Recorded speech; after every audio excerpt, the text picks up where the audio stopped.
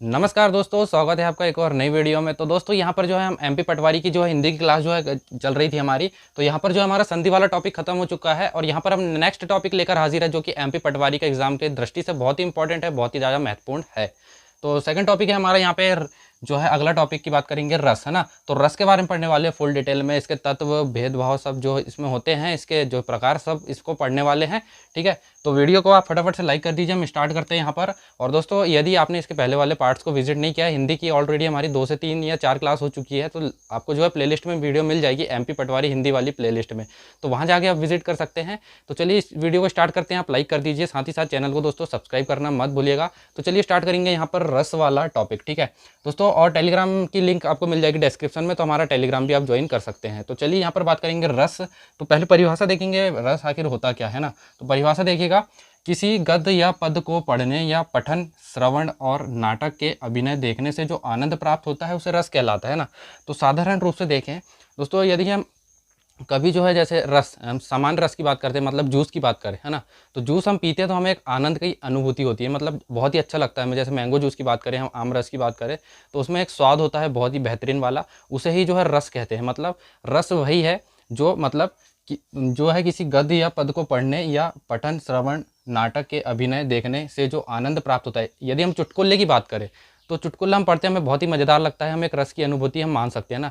तो मतलब एक बहुत ही मज़ेदार जो होता है, हमें आनंद प्राप्त करता है चुटकुला, तो उसमें कहीं ना कहीं जो है रस जो है उसमें विहीन होता है। ठीक है, तो आनंद प्राप्त होता है, इसे जो है रस कहते हैं। मतलब रस जो होता है, किसी भी हम जब किसी भी चीज़ को पढ़ते हैं, चाहे हम जो है चुटकुले की बात करें या किसी मतलब कुछ चीज़ें सुनते हैं, जैसे म्यूजिक सुनते हैं हम, है ना। तो म्यूजिक में भी जो है रस जो है होता है ना। और जैसे कहीं नाटक देखते हैं हम, नाटक जैसे टेलीविज़न में हम फिल्म देखते हैं, तो कहीं नाटक देखते हैं, तो हमें जिससे आनंद की अनुभूति होती है उसे हम रस कहेंगे। ठीक है, तो जैसे कि आप देख सकते हैं यहाँ पर परिभाषा है समान रूप से। और रस जो है दोस्तों काव्य की आत्मा कहलाता है ना।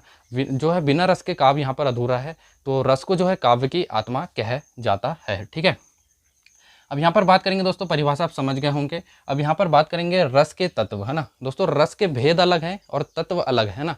ध्यान दीजिएगा, भेद अलग है रस के, तत्व अलग है। तो पहले रस के तत्व पढ़ेंगे। ठीक है, तो पहला तत्व क्या होता है? विभाव। दूसरा तत्व होता है अनुभाव।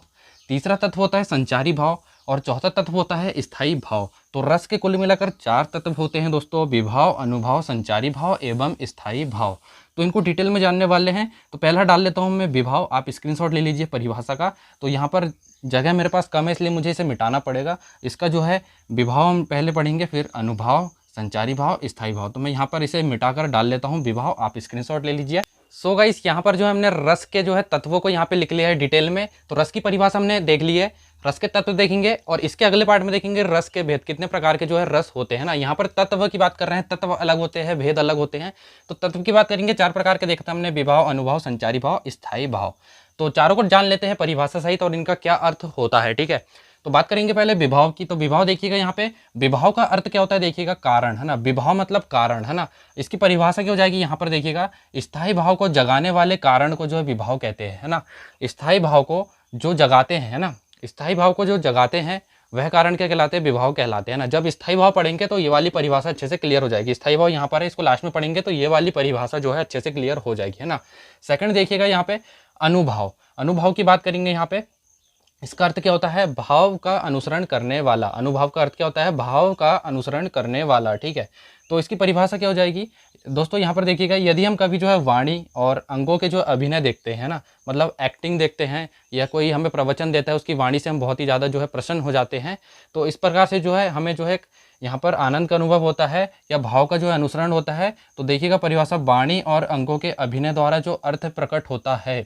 तो वाणी और जो है यहाँ पर अंगों का जो है बोल रहा है अभिनय, अंगों का अभिनय बोले तो एक्टिंग या ड्रामा कह सकते हैं, जिससे जो है अर्थ प्रकट होता है। जैसे कि हमें कोई सामने जो है एक्टिंग करके दिखाएगा तो हम उससे जो है समझ सकते हैं कि ये किस बारे में। जैसे गूंगे की बात करें हम, तो वह हमें जो है कुछ जैसे मतलब हाथ के इशारों से बताता है चीज़ें, तो हम समझ जाते हैं उसका अर्थ क्या है ना। तो सेम वही वाली बात हो रही है यहाँ पे, वाणी और अंगों के अभिनय द्वारा जो अर्थ प्रकट होता है उसे क्या कहते हैं? अनुभाव कहते हैं। मतलब भाव का अनुसरण, मतलब किसी दूसरे के भाव का हम अनुसरण कर रहे हैं ना। मतलब सामने वाला हमें जो है यहाँ पर जो है मतलब कुछ मतलब करके दिखा रहा है और उसका हम अनुसरण कर रहे हैं, उसके भावों को हम अनुसरण कर रहे हैं अपने अंदर, मतलब उसके भावों का जो है अनुसरण करके उसका जो है अर्थ समझ रहे हैं, उसे जो कहेंगे हम अनुभाव कहेंगे। ठीक है, यहाँ पर संचारी भाव की बात करेंगे।